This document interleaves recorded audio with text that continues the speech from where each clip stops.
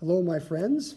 Pastor Mark Hetzner from St. Thomas Lutheran Church, continuing our reading through of the Gospel of Mark. Today we're going to be doing chapter 4, 1 through 34. But I always like to do a little catching up at the beginning of these conversations. And last time we're looking at chapter 3, and there we found Jesus has now identified his 12 apostles or disciples.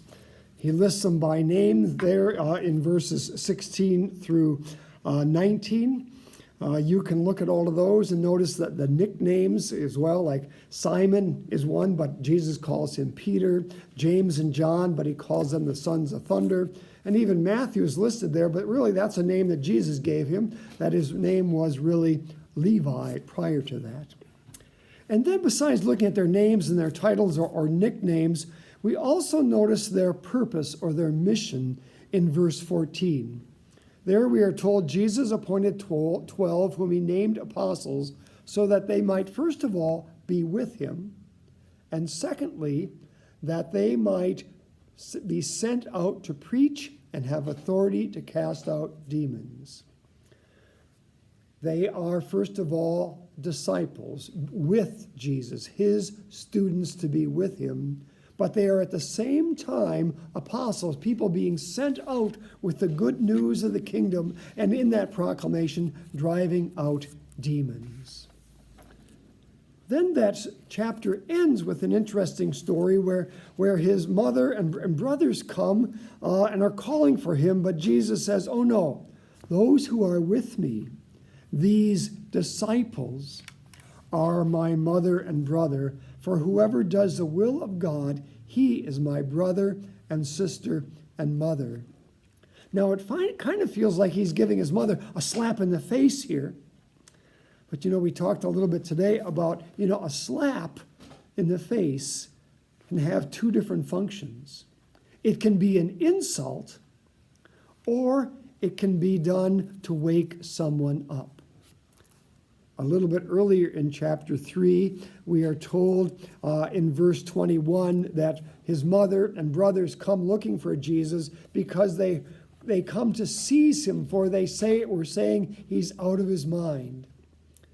I really think this was a wake-me-up for Mary in particular. Jesus kind of saying, remember those things you were pondering in your heart? Do some more pondering. Okay. In this, we're starting to see some different groups forming in response to Jesus, something we'll have to talk about more here in chapter 4. We turn to chapter 4, and the first verse and a half, we are told, Jesus began to teach beside the sea, and a very large crowd gathered around him, so that he got into a boat and sat on the sea, and the whole crowd was beside the sea and the land, and Jesus was teaching them many things in parables. Pause for a moment and think, what do you hear when you hear the word parable? What is a parable? Well, we came up with a definition that a parable is a story with a lesson. Sometimes they're allegories, which means that each piece in the story has something it stands for. But most often, they're not allegories. Most often, they're just a story where the pieces don't stand for things, but the whole story comes together to make a point. Okay? And so in chapter 4, Jesus is going to be telling parables. He's telling stories with lessons. We pick it up with verse 3. Take a moment to read chapter 4, verses 3 through 9, and then come back to us after that. This is probably one of the most familiar parables of Jesus, along with the Good Samaritan, the prodigal son, the lost sheep, some of the top favorites that at least come to my mind, okay? You read this story, and the question we have in front of us is, what determines whether or not the seed produces a rich harvest in this story? Well, in this story, what determines it is what ground it falls on. There are 3 different grounds where there's no harvest, whether it's the path or whether it's a rocky soil or the soil with thorns and weeds, no harvest. But the good soil produces a harvest. And then Jesus finishes with that interesting phrase, he who has ears to hear, let him hear. It's kind of like, well, I think he's planting a seed for some other things, but it's kind of like, oh, hey, folks, there's a story. You figure out what I'm saying. Well, our chapter goes on. So from there, take a moment to read verses 10, 11, and 12 while you pause this tape. Here, Jesus talks about the purpose of the parables. But notice, first of all, it says, when he was alone with those around him, the 12 asked him. Here we find a group. And we're finding that there are 2 or 3 groups being mentioned in the Gospel of Mark. Notice verse 1 of chapter 4, there's this large crowd. I'll call them the curious crowd. They're here hearing the stories and there for the miracles. But then notice here in verse 10, it's a smaller group, a subset of that crowd. It's those who have ears to hear. It's people who come to Jesus and say, tell us more. What are you talking about here? What's the lesson connected to the story? Now, right here in this chapter, we don't find the third group, but we've encountered them earlier chapters. And that would be the group that we would call the opposition. Those who are fighting Jesus, opposing him, scribes, Pharisees, and different people in that group, okay? Today, we just have the large crowds and then the subset, the part of the crowd that has ears to hear, that says, we want to understand, we want to know more. But Jesus, even in verse 12, says, yep, it's always been this way. There's going to be the whole crowd, and then there is a part of the crowd where there is a harvest produced. To this smaller crowd, then, Jesus talks more, and so we read verses 13 through 20. Please take a moment to read those verses.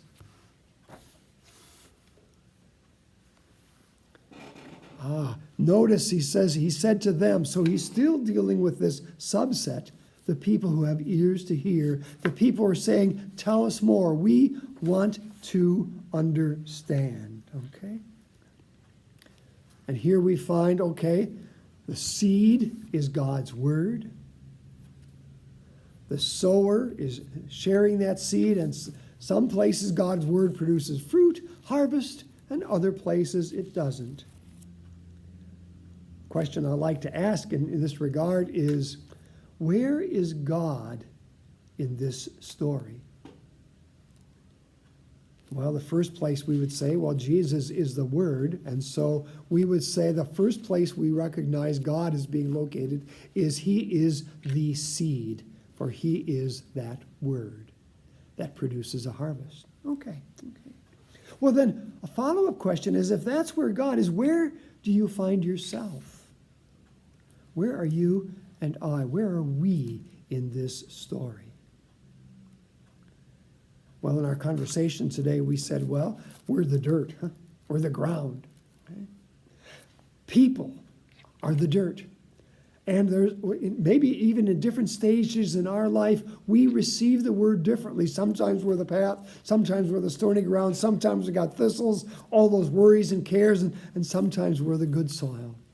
But we are the dirt in the story where the seed of God's word comes to.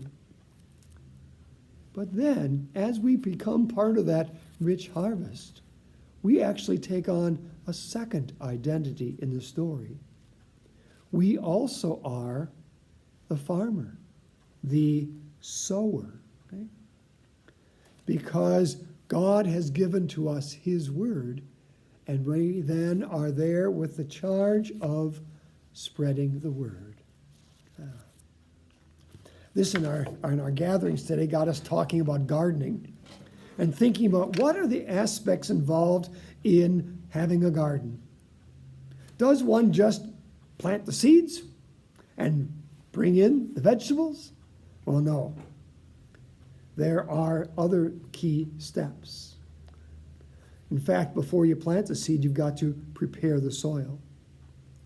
And then when the soil is prepared, then you plant the seed. And then you don't wait for the harvest, but you nurture that seed, watering, fertilizing, weeding, all of those things in order to produce a rich harvest.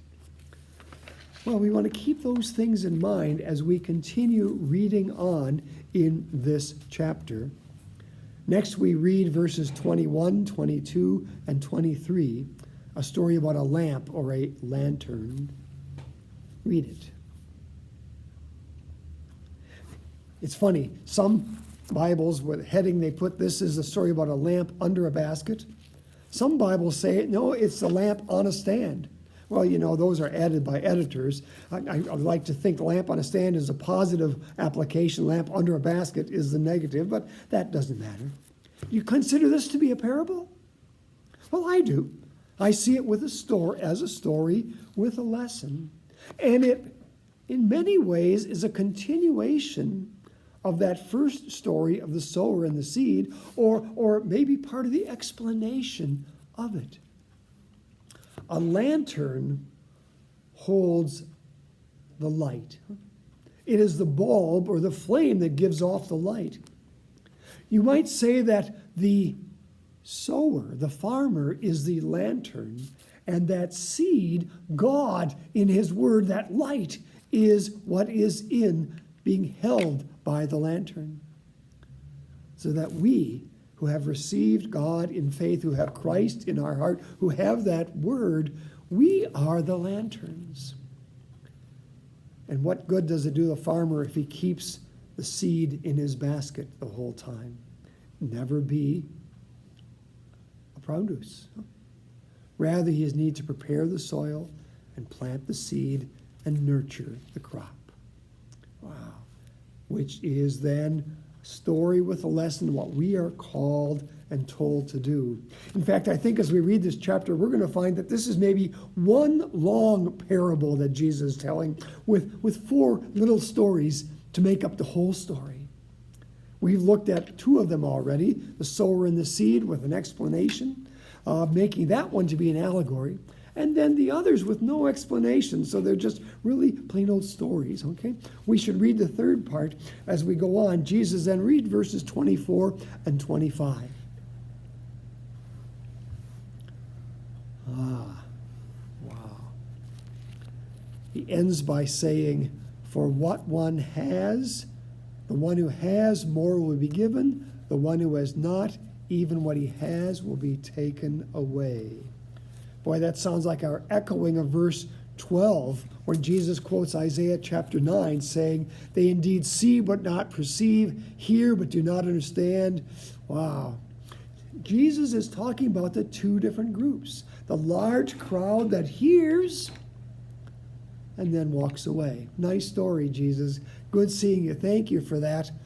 And then the subset of that, those who are disciples, who stay with Jesus, who say, "Tell me more, explain to me what it is."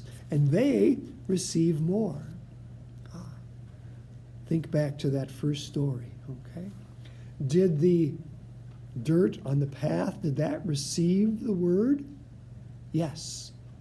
But what happened? What it received was taken away. This rocky ground. Did it receive the word? Yes. But what happened? It was taken away. It, really excited, grew faster than anything, and then died just as quickly, so that there is no harvest. Same with the seed, the ground with all of the different weeds, okay? Ends up what is given is taken away. There is no harvest, okay? But he who has, wow, that one seed becomes 100 seeds, 30 seeds, 60 seeds, whatever, okay? Wow, Jesus is connecting the dots here. In fact, jump ahead, skip some verses, go to verses 33 and 34. There, Mark adds a little bitty bookend to the end of this. He says, "With many such parables he spoke the word to them as they were able to hear it. He did not speak to them without a parable, but privately to his own disciples he explained everything." Jesus to those large crowds at verse 1 of this chapter, they all hear the stories, but they're not all good soil. Okay? Those who, verse 10, verse 35, come and say, tell us more, we need to understand, wow, to those they become a rich harvest. Okay. We've only told 2 parts of the story. We've got to backtrack. I jumped over some things. Go to verses 26 through 29 for another parable that is part of this larger narrative of this day. The kingdom of the growing seed. What do you hear Jesus saying to you here? Well, you can see he continues on, doesn't he? As we are being that lantern, we are being that farmer. We who have that rich harvest being produced in us. Wow. We scatter the seed, okay? It's important to plant the seed. But then notice 27. He sleeps and rises night and day, sleeps and rises. It takes time, doesn't it? It takes patience. It takes trust in God. Because while the man is doing that, the seed is sprouting and growing, but he knows not how. What makes a seed sprout, germinate, grow? Well, yeah, it takes good soil, it takes water, it takes fertilizer, it takes sun. But you know, 2 identical seeds side by side with all that same conditions, one might grow and one might not. God makes it grow. Our job is clear. God's job is clear. And notice that germination takes place underneath the ground, doesn't it? You know what happens if a gardener gets impatient wondering when it's going to grow up, if it's germinating and all, and he digs it up? That kills it. Yeah. We have to be patient and let God do his work in his time and in his way. It is our responsibility to be preparing the soil, to be planting the seed and nurturing it. We understand that in gardening terms. What about God's garden? What about God's kingdom? How do we do those things? What is our role? Well, the question must be asked, where is God's garden? Well, we said we are the dirt, so that means people are the dirt. So the entire world is God's garden. And so we might say our neighbor in the broad term, which is everybody, is our garden. And the first thing we do is prepare the soil for the seed. One reason why knocking on doors of strangers and handing them a tract and saying, believe in God, is so ineffective, because there's no relationship there. What we need to do first is create relationships with the world. If I have a neighbor across the fence that I identify as someone who needs Christ, and every day I stand at the fence and curse at his dog, what are the chances when I come to him someday and say, I want to talk to you about Jesus, that he's going to listen? Pretty much zip. Wow. But it's friendly face, caring words and actions. Ministries that we do at the church to reach out to the community, all of those things are preparing the soil, caring about people, creating and nurturing relationships. Wow, opens the door.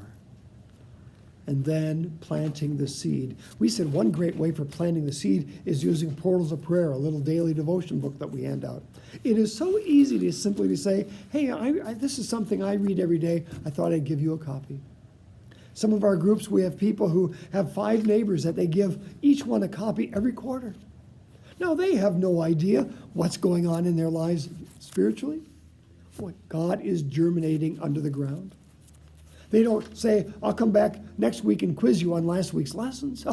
Talk about destroying things, But they are there nurturing that relationship, nurturing that seed, and allowing God to produce a harvest.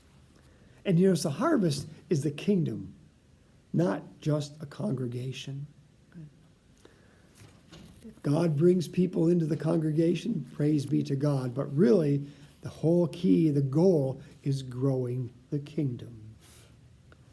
And so then we have this fourth parable, or this fourth part of the larger narrative of one parable in this chapter, in verses 30 through 32. Take a minute to read these verses.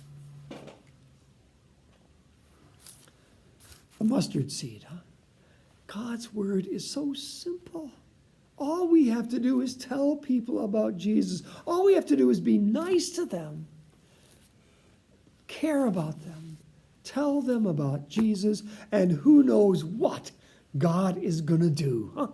He can produce an incredible harvest. Wow. That's really what this whole chapter 4 is about. It's about the mission of God's people. How God has used someone to plant his word in us. And somehow God has used people to make us into fertile soil, where he is producing a rich harvest in us, and then transforming us with that harvest that we have, that 100-fold or 30-fold, saying, now what do you do with this harvest I've given to you? You're now the farmer. You don't hide it under a bushel.